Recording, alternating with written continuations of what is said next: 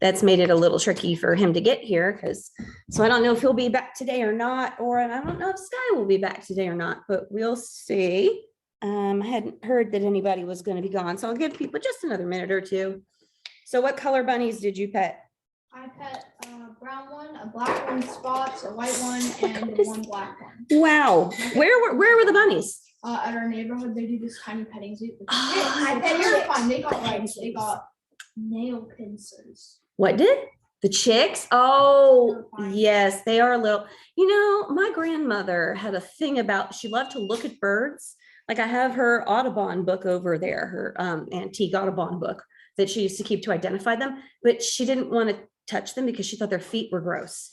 Like they look like little dinosaur feet, and they wigged her out. So she didn't touch them. She didn't want to ever touch them or have them because she thought their feet were nasty, but she loved to look at them. I like touching them, but I don't understand the feet on small cute animals. I don't understand the terrifying scaly feet. Yeah, they're kind of weird. This is what I got from JrLRCL. Whoa, you did really well then. Hey, Scott. Like that too. This is what I got from the other neighborhood. Daggone, you did well. I gave all my other stuff. I like your necklace and your earrings. That's cool. Looking good today. All right, I think we're good. Actually, I think the Bosters are out today, if I remember correctly. So I did put the blanket on the couch because that little spot that's getting worn thin is getting really worn thin. So I'm gonna have people sit on the little blankie for a while. And I have put out multiple feelers to upholsterers saying, can you please fix this? Because get this, of course, the fabric is out of production. I just bought it 4 years ago. The fabric is out of production. So I can't just call the manufacturer and be like, hey, can I get a big swatch and have somebody? So they're gonna have to like take that from the underside of a cushion or something else. Nobody seems turn it over. No, because I could if it was one of these square ones, but see the shape of the one Sky's sitting on, it doesn't turn over. Isn't that great? Okay, so and I know it's my fault because I sit there and I sit all kind of crisscross applesauce and my left foot's usually sticking out and I'm usually like wiggling it because I fidget all the time and I think I wore a hole in the couch. That's awesome. All right, so we are starting our lesson today on the skeletal. Those of you who are here, you can't see my skeleton. I have a skeleton over there hanging from the where is he? Can you see him yet? You can kind of see him. He's hanging from the clock. There he is. So yes, we're doing skeletal, integumentary, and muscular systems. So we are really kind of rushing through all of these human body systems because we have sometimes more than one per week. So just so that you all know, every one of these, you can go way, way, way deeper. I mean, you could do an entire year on the skeletal system. You could really, really get deep into this stuff. So we are just skimming where this stuff is concerned, especially if you wanted to go into a medical field where one of these systems was like really primary to what you were doing. Like if you were going to be an orthopedist, for example, or a dermatologist. Yeah, you would spend years studying skin and whatnot, or muscles, or like even if you wanted to go into PT, like anybody want to do sports medicine or physical therapy, like that. Actually, you'd probably be really good at sports medicine because you like sports and yeah, and that's a good job. That's a good job. I have a friend at church who does sports medicine, and 3 out of the 4 members of my family have now seen him for some reason or another. And interestingly enough, as we're talking integumentary system, Jason's not here today because yesterday he left at the butt crack of dawn, like 5 a.m. or something, and drove to Florida near Pensacola because he is going to see a specialist that works on elbows. And our doctor's kind of picky about who he refers people to. And so this guy, he said there are no really good elbow people in all of Georgia. That's his opinion, at least. So this guy, he knows because our doctor's son played baseball for University of Florida when he was there. So they're all like, go Gators all the time. But anyway, he had some kind of elbow problem. And then he went to this doctor, and then turns out this doctor sees like all the MLB guys, like all the Major League Baseball guys and stuff with their elbow issues and things. And he's like an elbow aficionado. But about a year ago, Jason had an accident where he was riding his bike. I don't know if any of you have ever driven down Southern Circle past Settles Bridge, the old bridge. Has anybody ever seen the old bridge over here on the river? It's really pretty. If you go out if you go out the back part of our neighborhood, not through the big front gate, but out the back over here. And then you go right, there's an old house. It's actually the oldest house in the county. And then just past it, there's what's left of a bridge, but it's a really tight turn. So You can go down to the river and go walk. yeah, you can walk through people's backyards. So anyway, he was coming this way around the turn, headed home. So he was on the inside of the turn, and there was a delivery truck, like a box truck, on the outside of the turn. And so Jason's cycling like he does, because he's an avid cyclist. Not unusual for him to go 50 miles on a Saturday morning. Yeah. So he comes whipping around the corner, and he was in his lane, but this truck was coming around and the curve's really tight. So it had cut over the center, and it was in Jason's lane. So when he came around, he was looking at a delivery truck. So he swerved really hard not to hit it. And of course, then he fell to his right side. And when you are an avid cyclist, your feet are clipped into your pedals, right? Like you're attached to your bike. So his whole bike went sideways and he just slid attached to the bike. So he had lots of like really obvious skin lesions and stuff, but he had x-rays on his hips and his arms and whatever, but nothing showed up then. So the thing about injuries to these systems is that, especially musculoskeletal systems, is that sometimes they take a long time for you to determine what's like just acute pain from an accident and what's really going to be a long-term injury. So like, for example, he did contact a lawyer that day about it, because it's not good to have trucks hit you, so he contacted or nearly hit you. And the lawyer was like, we don't do anything for a year except send them a letter and say you have an attorney, and that's it. So anyway, he's down in Florida having his elbow looked at because he's had pain in it ever since then. It never went away. So it takes a whole year sometimes to realize there's still actually a problem. So that's what's interesting about these systems. They take much longer than you might expect. So the coins, we were giving coins for candy access. All right, so here's how it's going to work.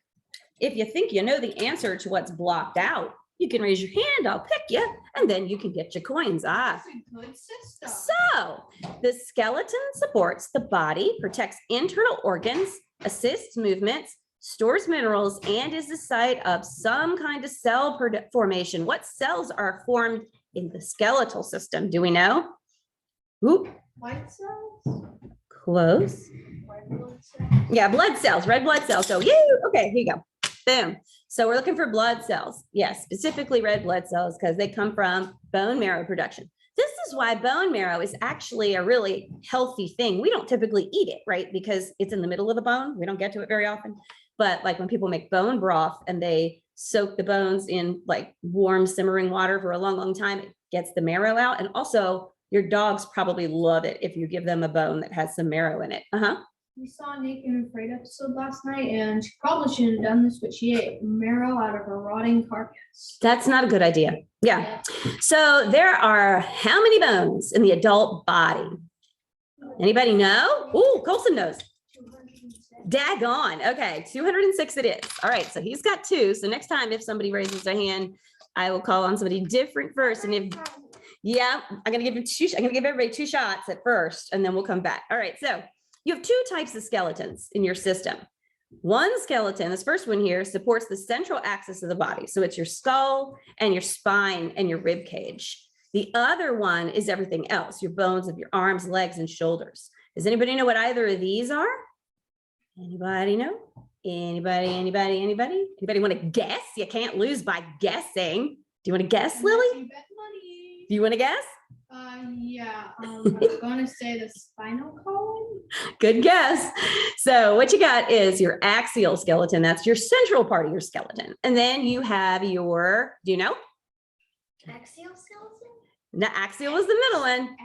Exo. No, it's going to be appendicular. Okay. If you think about that word, that word sounds weird, but if you think about it, what is another word for an arm, a leg, or arms and legs? What are they? What's another word for those? Huh? Limbs. Yeah. There's another one that's right in the middle of that word. Do you know?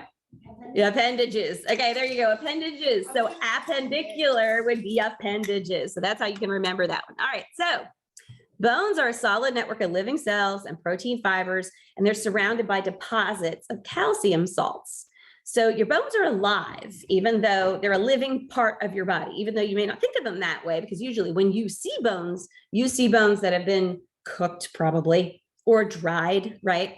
So they've got, yeah, they are very wet. Yeah, so they've got nerves and blood vessels that run through compact bone, and those are called Haversian channels. But if we look here inside a bone, so we have different types of tissue kind of throughout the bone. You know that you've got your marrow here. It's making your blood cells, it stores fat and things like that.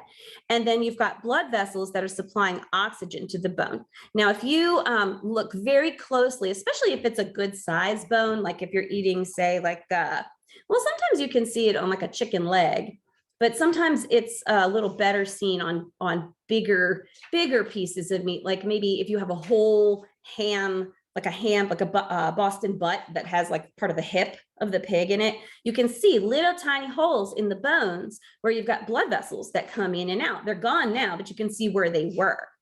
And then you've also got this section at the end of your bone that they call spongy bone. Now you can't do that with it. It's not that soft, but if you look at it, it looks like sponge, doesn't it? It really does. It's all full of holes. And then you've got this end where the joint is. And this is where you're going to find the slippery stuff because it's going to move. Right in this area, though, this is the compact bone that says it's hard and it's strong. But right in here, if you're still growing, is the area they call that growth plate. You ever heard of that? So that's the part of your bone that's continuing to elongate. So you guys all have growth plates that are active right now. It's the part of your bone that's elongating.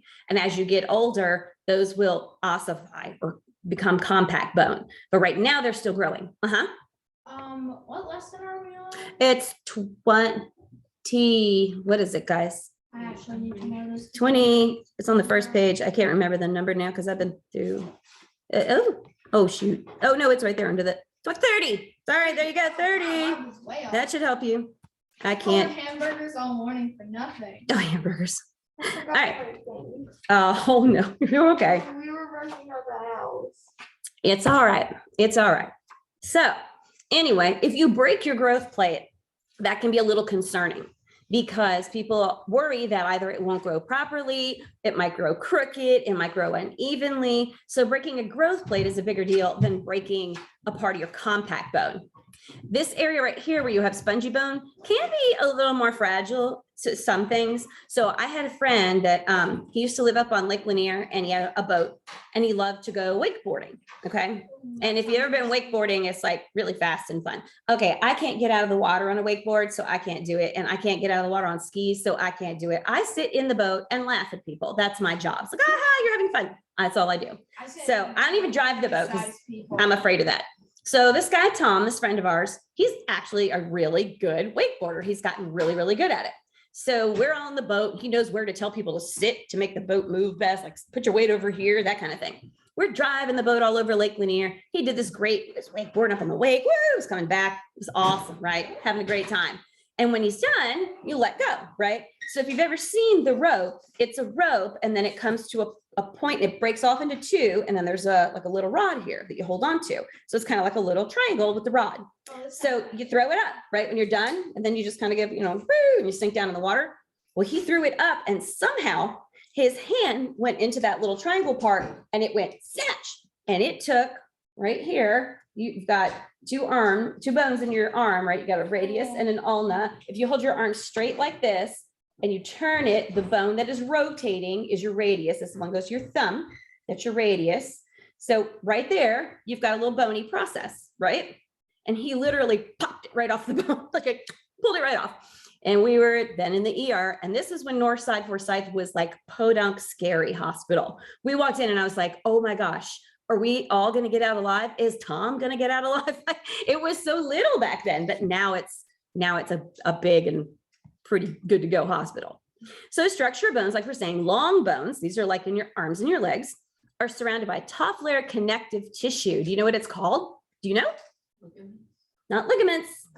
Good guess though. It's your periosteum. Okay, so osteum meaning bone. And you see this peri very often. Like when we deal with the heart, the pericardium surrounds the heart. So you may see that word about like membranes that surround. So your periosteum is this connective tissue that kind of wraps around your bones. So if you're working today, like we're going to be dissecting some chicken wings and we have the full wing, like from the shoulder joint down, this longer bone up here, that's our humerus, right? If you look at it closely, you might be able to see some of that membrane kind of stuck to it. So then we have a type of connective tissue that's soft, strong, and flexible that supports the body. Do we know what this one is? Anybody know? Darcy, do you want to take a guess?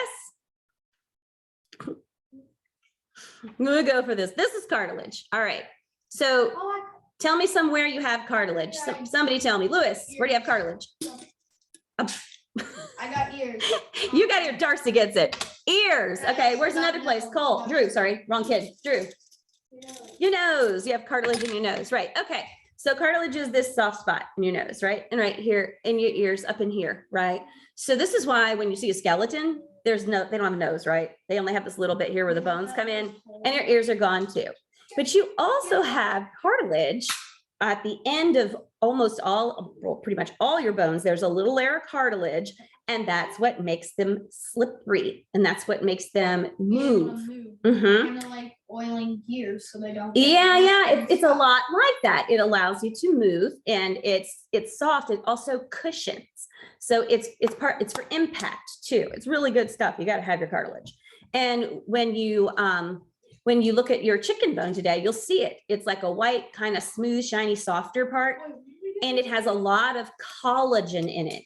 This is why, and your bones do too, but cartilage especially, and your other connective tissues have a lot of collagen in them. Collagen are those fibers that hold things together in your body. So that's why if you boil them down and you get a stock and then you chill it, it looks like jelly. You ever done that? You ever made like a chicken, it looks like jelly? That's what that is. It's all that collagen. With all the cartilage in my ear, I can make it healthier. Yeah, you can. Yeah, you can. I have a question. What are we doing today, Mom? We are dissecting chicken wings, and we're going to look at them and kind of compare them to our own bones. And then we're also going to just sort of look at how the ligaments work. I'm going to give every team 2 wings. So if you want to do one where you kind of focus on the muscle, you can. And if you want to do one, if you're real careful, you'll be able to take a ligament somewhere in that wing and pull and make the rest of it move. Wow. Or a tendon, more not a ligament, but a tendon. So then you have bones. Okay, bones are cavities because they're hollow inside, but then, well, at least the bone tissue is, and then there's other things in it, right? So they're a cavity that contains soft tissue called marrow. You got 2 different types of marrow. You got your yellow marrow, that's mostly fat, and your red marrow, and that's where your red blood cells are produced. You got to have your red blood cells. They're important. So bone cells, the process where cartilage is replaced by bone. Does anybody know what this is? This is an important process. Anybody want to guess? No guesses. Lewis, guessing? Darcy? All right. So this is called ossification. All right. There's your word, ossify. There's your bone, ossification, turning to bone.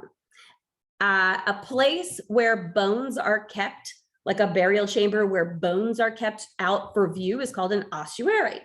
There's actually a really, really cool one in, where was it? Was it in, I think it was in Poland. No, not Poland. Anyway, my husband and I went because I was dying to go because I like kind of dark, weird things.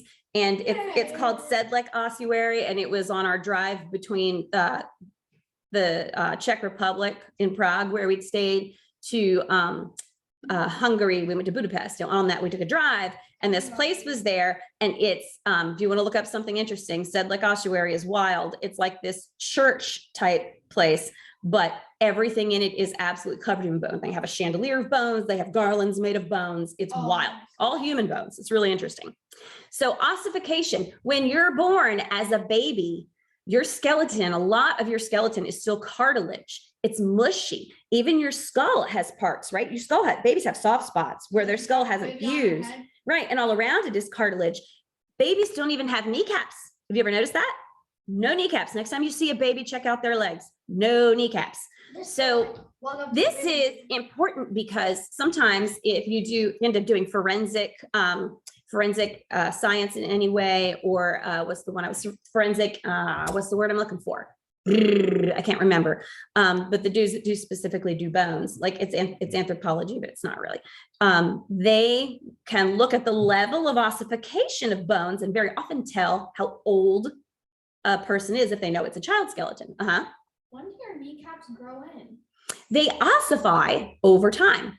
just like the rest of your skeleton will ossify. Now, you guys in this room probably do not have fully ossified skeletons yet. Parts of your skeletons are probably still somewhat cartilage, which is good because you are kids and you fall and smash into things and then you get up and go, ow, and move on. But when you're 40 and you fall, it's like the world has come to an end because it is much different. Oh my God, I'm dying. We kind of have a chair like that in our living room. Mhm. And me and my brother just got a hoverboard for Christmas, and Mom was like, "Oh, I can do that." Straight into the chair. Your mother's brave. I would not. She did not dent her Nope. skull, dented the chair arm, and it's made. Yeah, there you go. Well, like about 2 or 3 years ago, I was carrying in 2 12 packs of soda and somehow tripped. And all I did was fall and land on my knees. I thought I was going to die. Like seriously, your skeleton and your whole body is just not as flexible. Not as flexible.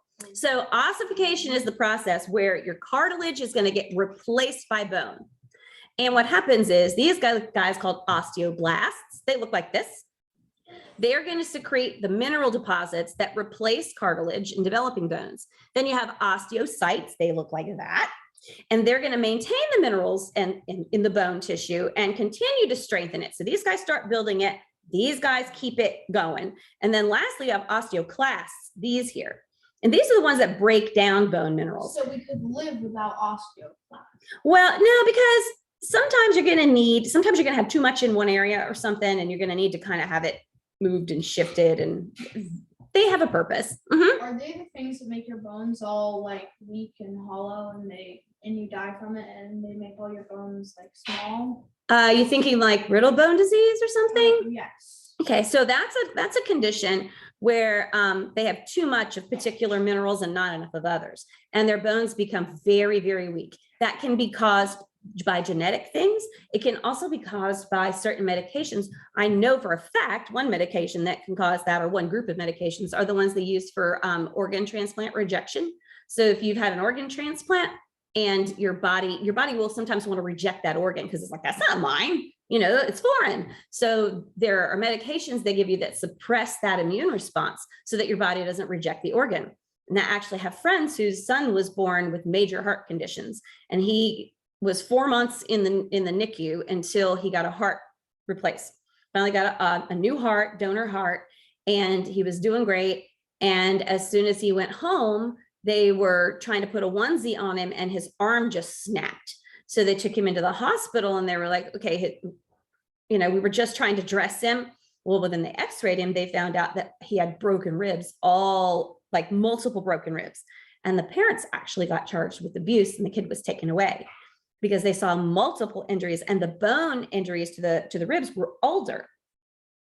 It took, 9 months worth of legal stuff to find out that the doctor that did the heart replacement actually broke those bones in the process and did not report it. So the parents got charged with child abuse when all the doctor had to say is these bones broke during the procedure, and that would have been it.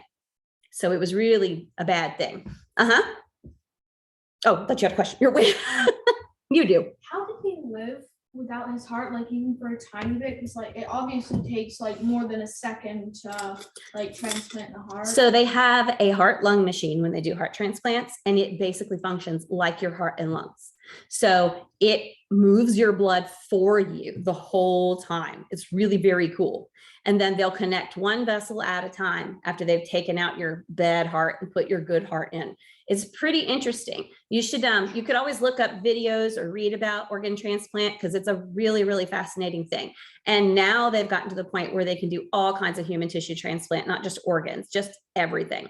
And so when you guys turn 16 and you get your license, there's an option on there to be an organ donor. And the reason they put that on there is because sometimes it's an accident, or very often it's an accident that puts you in a condition where you could be a donor, which means like basically you're brain dead, but your body is still alive. Like your brain has suffered so much damage that you're not going to be you again. You're not going to function again. You may never wake up, but all your heart's pumping, that little cerebellum's working, right? All the rest of your body is doing what it's supposed to do. Kind of like a coma, but actually worse, because your chances of waking, well, kind of like a coma, yeah. So they'll go in and they will harvest those organs. They'll take them out, and the removing of those organs is what causes that person to actually become deceased, because their brain is dead, which your brain is you, right? That's you. That's where everything that you is. And your body, the rest of your body is alive. And they'll go in and they'll take out all those organs. And as they do, then eventually that person will pass. And those organs are quickly sent to wherever they're needed. And it's pretty amazing what they can do now. They can do one lung, both lungs, a heart, livers. I have a friend whose son right now has just been approved for a liver transplant. And they're waiting on a donor. It's a big deal. So you don't know him. So joints. Joints contain connective tissue that holds bone together. Joints permit bones to move without damaging each other. So you got types of joints. You have immovable joints in your cranium and your sacrum. Where's your cranium? That's an easy one. Where's your cranium? Your head. Where's your sacrum? Do you know what that is? Spine. Bottom. Yeah. Oh, good. The bottom of your spine. The very bottom of your spine, right here. Like right at the back of your, kind of where your butt and spine come together. It's triangular shape like this. And then your little tailbone comes out the end. Those are all joints because all those bones are individual, but they fuse. Same thing with your cranium. Babies have multiple parts of their head, right? And that's necessary. Those bones are not fused because a baby's head is, so big and it's got to come out of a mom's birth canal, right? So the baby's head will actually mush down and squish down as it comes out. That's why I created cartilage. Yeah, and a lot of babies are born with a little pointy head, like there's a little point on the top of their head when they're born because they've been squished out like that. It's called a caput, and it will go right back down within a day. Babies that come out really fast have nice round heads. Babies that are C-section babies have nice round heads. But vaginal delivery babies, especially those that are take a long time, they have little squished heads. And that's important because if their heads didn't squish, they wouldn't get out. And that would be bad. So those are where you have some immovable joints. I was 3 days late. Well, interestingly enough, so you can in labor for like 18 hours. Yeah, Cole was 16, Drew was 13. But here's the interesting thing, because those bones are not connected, the obstetrician can actually use them. So for example, Cole was turned the wrong way.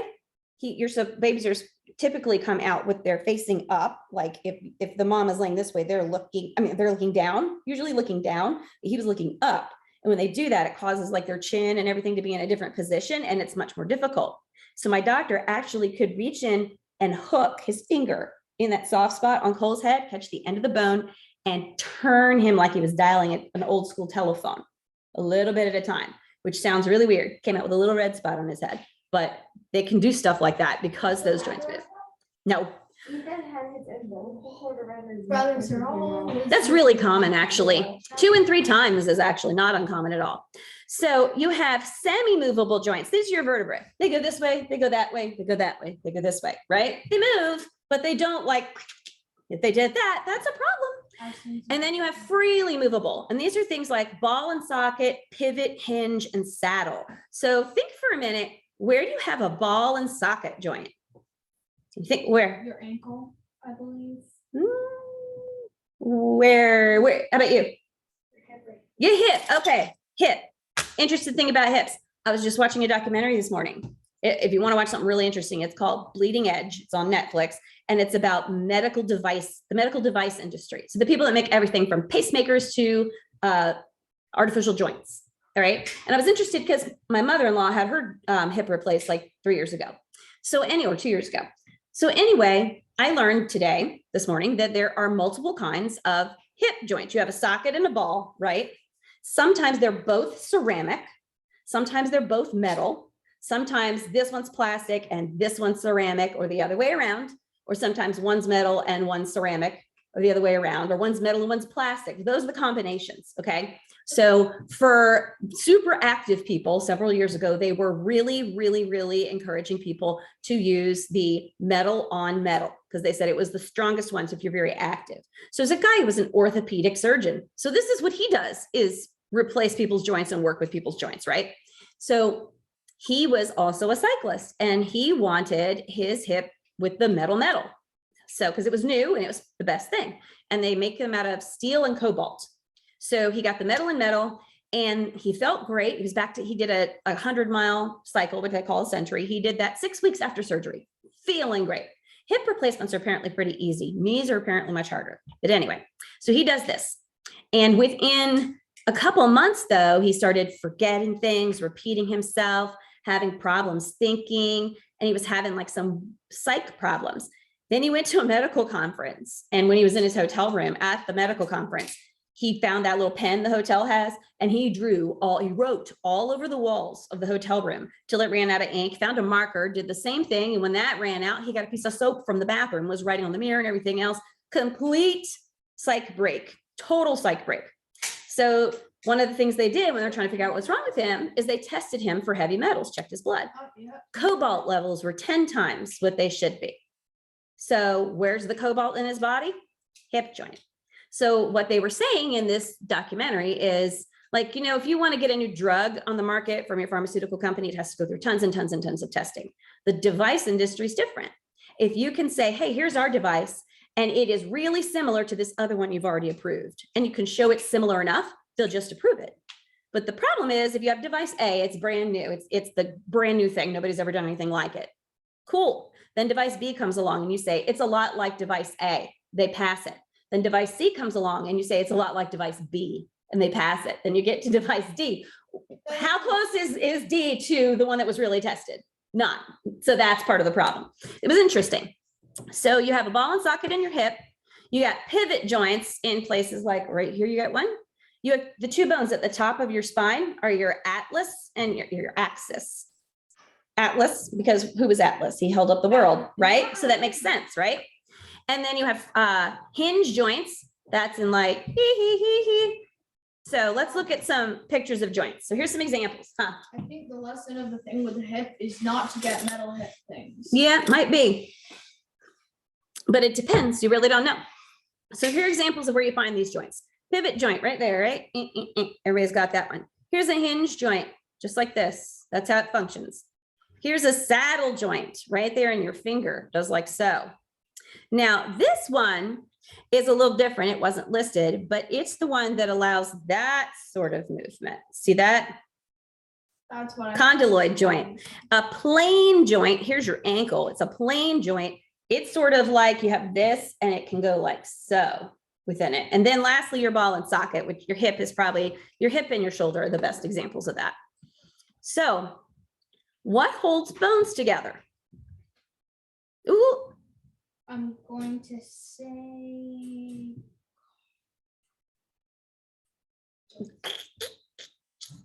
I don't know. Really? No marrow. Cartilage? Nope. All right. You're ligaments. All right. Ligaments it is. Ligaments hold bones together. Tendons attach muscles to bones. Ligaments right here hold bones together. Interesting thing about ligaments. See this one right here? See how it broke? Oh. Okay. See that? Okay. That's not going to go back together. Oh. If you tear a ligament, it's gone. Now they can replace them. Like Jason had ACL surgery. That's your anterior cruciate ligament. It's in your knee, the big one. And what they did in his case is they took a graft from the patellar tendon, which is the tendon that is going to connect your kneecap to your the lower bones in your leg. They took a piece of that tendon out and then basically stretched it where the ligament was supposed to be and screwed it in on both sides.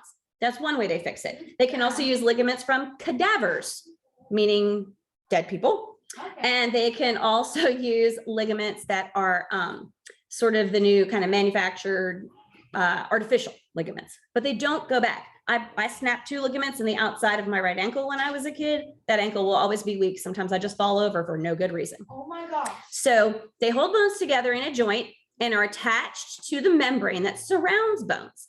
Bones are held together by ligaments. All right, now let's watch this a little bit on fractures.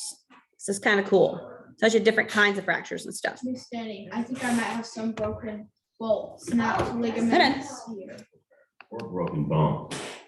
It is a medical condition characterized by a partial. Some people will say, break in the continuity. I didn't break it, I just fractured it. That's a break. Most human bones are strong and can generally withstand strong impact or forces. However, bones break when the pressure or force applied to them is more than what they can normally withstand, or if there is something wrong with them. Bones are the skeleton of the body that allows us to interact with our environment.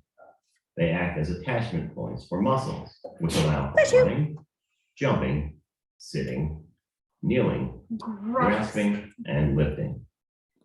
As we age, the bones become brittle and the force they can handle or withstand reduces. This increases the risk of fracture. Immediate medical care is needed after a bone is fractured, as serious fractures can have severe complications if not treated immediately. Complications include damage to the blood vessels and infections of the bone or surrounding tissue. Types of fracture. Traumatic fracture. This type of fracture is sustained from a trauma, such as fractures due to a fall, accident, fight, etc. Pathologic fracture. This type is as a result of an underlying condition or disease that has already weakened the bone, such as cancer or osteoporosis. Closed fracture.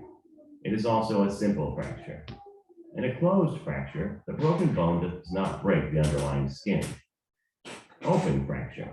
In this type, the broken bone tears the skin and may thus expose the bone to contamination. With an open fracture, there is a high risk of infection. Transverse fracture.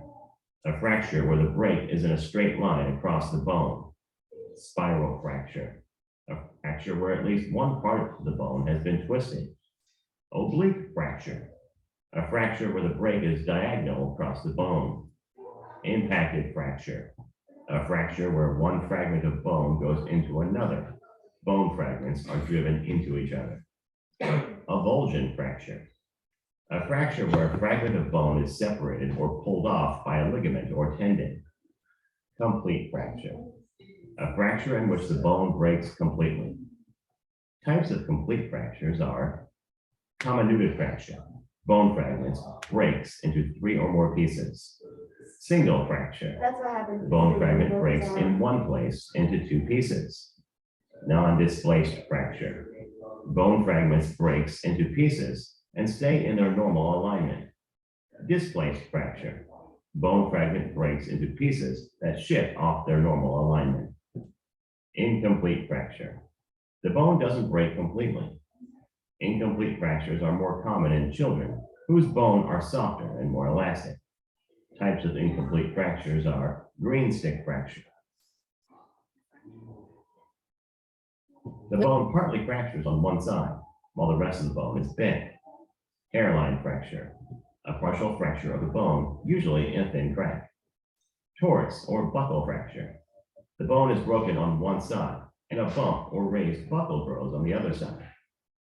Causes: falls, direct blows or strikes to the body, injuries from sports, osteoporosis, repetitive forces caused by running, automobile accidents. Risk factors may include being old, smoking, Big hole. alcoholism, He's drunk. use I'm of gonna fall, I'm corticosteroids, gonna fall. being physically inactive. Symptoms: intense pain in the site of the injury, swelling, bruising, and redness in the injured area, deformity in the injured area, difficulty moving or supporting the weight with the affected area. Diagnosis and treatment. The doctor will ask about symptoms, examine the injury, and look for other injuries that may have occurred. The American Academy of Orthopedic Surgeons provides that X-rays are the most common method of diagnosing a fracture. They help in visualizing the bone and revealing breaks and other signs of damage, as well as in determining the Yeah, this guy's had location a and type rough of the life. fracture. In cases where X-ray alone is insufficient, CT scan or MRI may be used. Treatment. Treatment options depend on the type and location of the fracture. The first goal of treatment is to try to put the broken pieces back into their proper position and stabilize them as they heal. He's just Pieces of broken bone should be kept immobile until they are mended. Yeah. A cast may be used to stabilize the broken bone. The cast may be made of fiber or glass and will help stabilize the He looks injured miserable, area doesn't he? and keep broken pieces compact until they heal. Complex injuries may require surgery. Thank you for watching our video. Please do not. I'm gonna forget try to roll like through and some of this share quickly, this so I'll come back to y'all, but we gotta kind of move along a bit. Principles of fracture healing, I'm gonna put in your email notes for you to look at later. So muscular system, because we still got to roll and we only have a few minutes. I'll come back to you at the very end. You have questions. I love this guy. He's creepy looking. So there are 3 different types of muscles.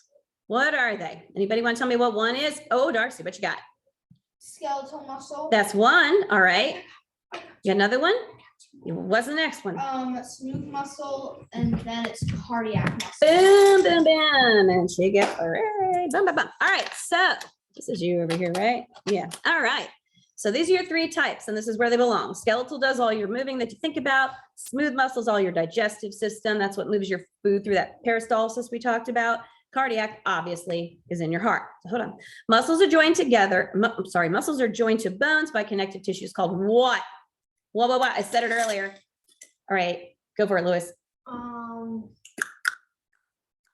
You've already had three. That's great. You said three. Tendons.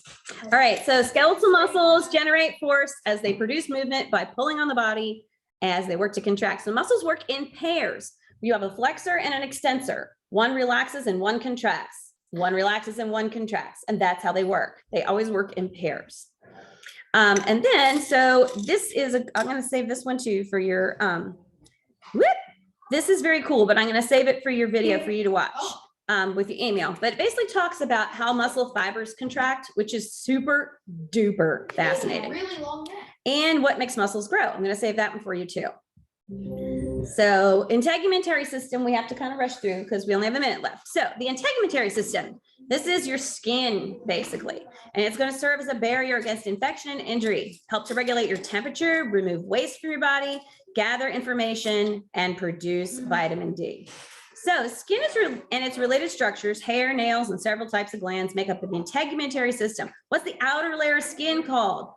You've had three. Come on, you can do it. What's your outer layer called? Drew? No? Sky? It is epidermis. All right. So it's your dead skin cells, right? And your inner layers are living, but the dead ones are on the top.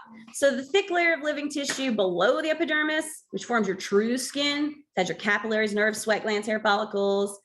This one is your dermis. I know you got three.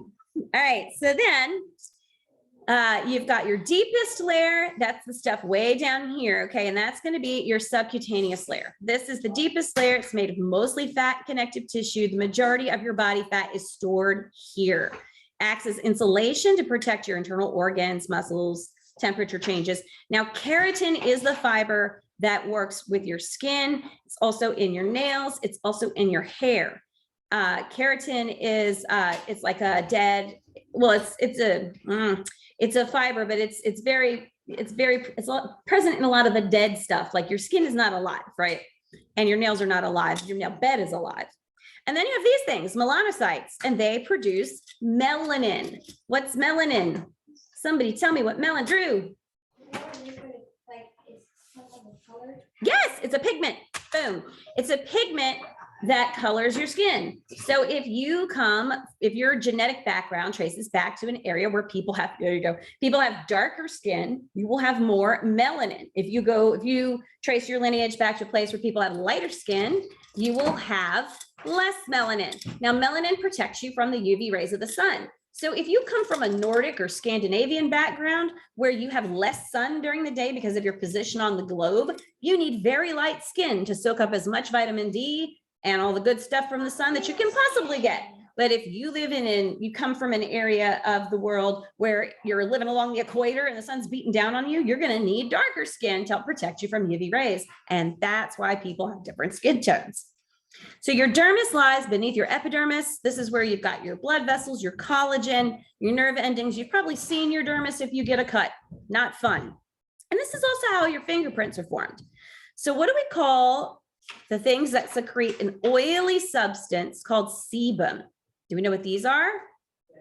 Anybody who has an answer? These are sebaceous glands, okay? A sebaceous gland can turn into a sebaceous cyst. If you've ever watched those really fun videos on like Dr. Pimple Popper, where she takes those giant cysts and she squeezes this like cheesy looking junk out. Oh, Mom. Yeah, that's a sebaceous cyst, all right?